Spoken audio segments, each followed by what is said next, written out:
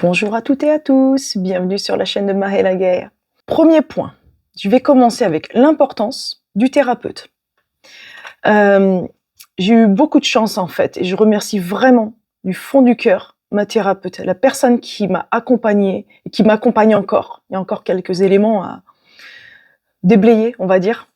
La personne qui m'accompagne qui est absolument formidable avec vraiment des compétences incroyables et des ressentis aussi incroyables parce que il y a les compétences qui sont un élément, mais aussi les ressentis, l'énergie et tout ça. L'importance du thérapeute, pourquoi je parle de ça? Parce que beaucoup de personnes, en fait, font des soins. Moi aussi, j'en ai donné, mais j'ai pas la compétence pour faire un accompagnement en thérapie du trauma. Donc, thérapie du trauma, c'est quelque chose à part.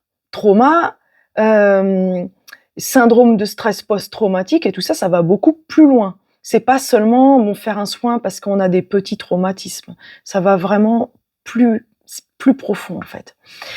Et la personne qui accompagne, en fait, quand on est en train que les mémoires remontent et tout ça, c'est très important. D'accord, nous faisons le travail, mais on le fait avec un thérapeute, avec une personne qui accompagne. Si l'accompagnant n'a pas les compétences pour vraiment nous accompagner, ça peut faire plus de mal que de bien, ou alors ça stagne la thérapie. Moi, je connais des personnes qui ont été accompagnées par des personnes qui disent « Oui, je suis psychothérapeute trauma. » Seulement, elle a fait quoi? Des cours en ligne quelques semaines. Mais c'est pas ça.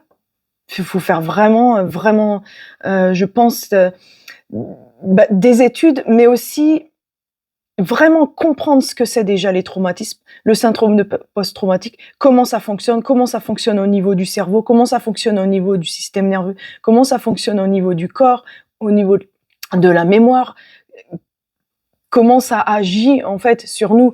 Et c'est pas en quelques semaines qu'on peut faire ça. Et je sais que moi je peux faire des soins, de l'accompagnement et tout ça.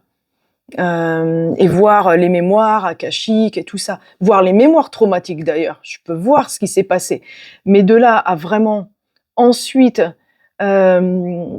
accompagner la personne d'une façon très adéquate, très pointue, pour que la personne puisse vraiment se libérer et aussi libérer son corps et son système nerveux, ça, aller voir des professionnels qui sont vraiment qualifiés assez hautes, dans des positions hautes en fait, pour pouvoir aider avec tous ces éléments. Quand je parle de traumatisme, c'est pas seulement le trauma où quelqu'un nous a fait un croche-pied et qu'on est tombé dans la cour ou dans la rue. Je parle de trauma vraiment très profond, souvent arrivé pendant la petite enfance, de la violence extrême, des abus sexuels, enfin des choses assez extrêmes en fait. Donc pour libérer tout ça, il faut quand même être bien accompagné en fait. On fait une grosse part du travail, mais je dirais c'est crucial d'être accompagné par quelqu'un qui a les bonnes compétences et aussi le cœur, avec qui vous vous sentirez à l'aise, parce que pendant les séances, on divulgue beaucoup de choses de soi, on pleure et tout ça. Donc c'est très très important d'être hyper à l'aise, que la personne soit aussi très connectée, je dirais, quand même spirituellement, très ouverte parce que des fois on va sortir des choses. Ah bah oui, dans ma vie passée, c'est vrai, j'ai vu ça et ça se relie à ce que j'ai vécu là. Donc en séance, on sort tout. Donc il faut quand même que la personne en face de vous, elle soit vraiment ouverte et toutes ces choses-là aussi. Donc c'est pas toujours facile à trouver, mais je pense que quand on se connecte, quand on fait la demande intérieure, qu'on dit là, il y a quelque chose qui va pas. Je dois découvrir toutes ces parties de moi, les faire ressortir, parce que je veux m'en débarrasser, je veux avancer. Et là, on se concentre vraiment, et là, on trouve la personne. Comme la personne que j'ai trouvée en 2020, que j'ai rencontré la personne qui m'a fait l'acupuncture, en 2020, je sentais que mon corps, vraiment, c'était de pire en pire, et je me suis dit, mais j'ai tellement de choses à faire sur Terre, et je sens que mon corps, il va tenir 10 ans, 10-15 ans max.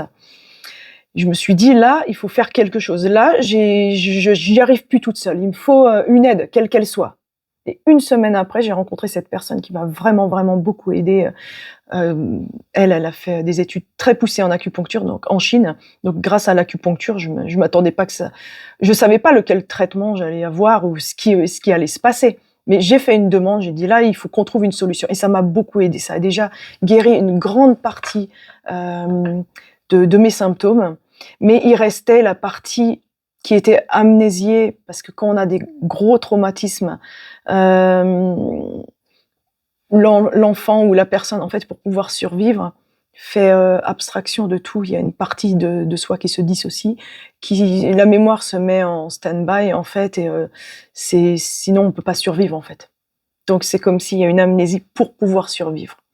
Mais seulement, ce qui s'est passé, ça s'est vraiment passé, même si on s'en souvient pas. Et ça, tant que ça soit là en soi, ben on n'est pas entièrement libéré. On a beau faire plein de choses pour essayer d'améliorer sa vie et tout ça, si les éléments profonds, les mémoires enfouies dont on ne se souvient pas sont encore actives en nous, dans notre système nerveux, mais que nous, dans le cerveau, on s'en souvient pas, ça fait un conflit interne, en fait. Donc moi, il y a plein de choses, ça, je m'en souvenais pas. Il y a plein de choses que j'essayais de faire. Je me disais, mais ça bloque, ça ne marche plus. Mon corps ne répond pas. Il y a certaines choses dans ma vie qui sont vraiment bloquées. Et en fait, c'était ces mémoires-là traumatiques qui étaient vraiment, vraiment, vraiment enfouies, qui agissaient encore, qui c'est encore pas tout à fait guéri d'ailleurs au niveau du système nerveux. C'est le plus long, ça, à faire. Mais qui était toujours là, c'était bien présent, toujours actif, en arrière-plan, sans que je m'en rende compte, puisque je m'en souvenais pas concrètement. Mais c'est toujours là. Et c'est pour ça que quand on sent qu'il y a un truc comme ça vraiment en nous, quelque chose qui vraiment, ça coince, ça bloque, qu'on a des peurs, mais qu'on n'arrive pas à les comprendre, qu'on n'arrive pas à les guérir. Donc il faut peut-être se poser la question, en fait, est-ce qu'il y a eu quelque chose d'autre qui nous est arrivé, en fait? Quelque chose d'autre il faudrait creuser plus loin pour comprendre un peu, pour voir pourquoi on ne guérit pas. Quel est l'élément qu'il y a en fait à déblayer, à vraiment, à recouvrir?